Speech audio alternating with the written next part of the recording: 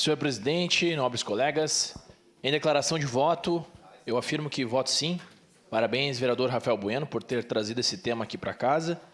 Eu, como militar, embora o escoteiro ele não tenha nada a ver com o militarismo, mas nós temos vários valores que são mútuos.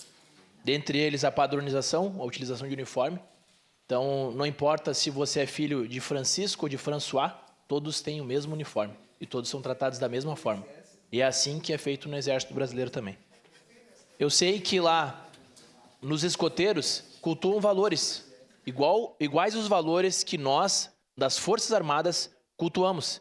Responsabilidade, comprometimento, espírito de corpo e, acima de tudo, responsabilidade.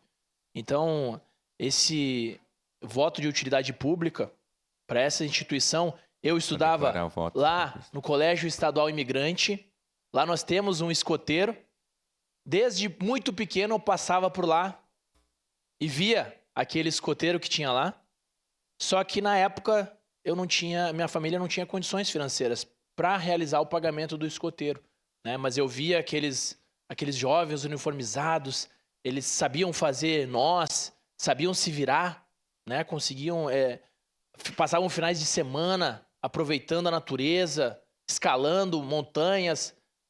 Olha, era uma maravilha. E eu não tive aquela oportunidade, porque naquela época minha família não tinha condições para proporcionar isso. Por mais que fosse apenas um pequeno montante de recurso, mas aquele recurso fazia falta para minha família.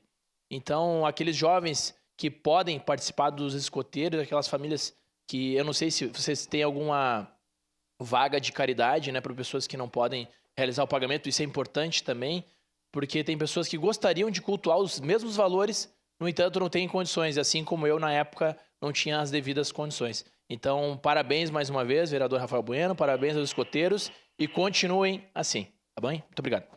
Obrigado, vereador Ramon.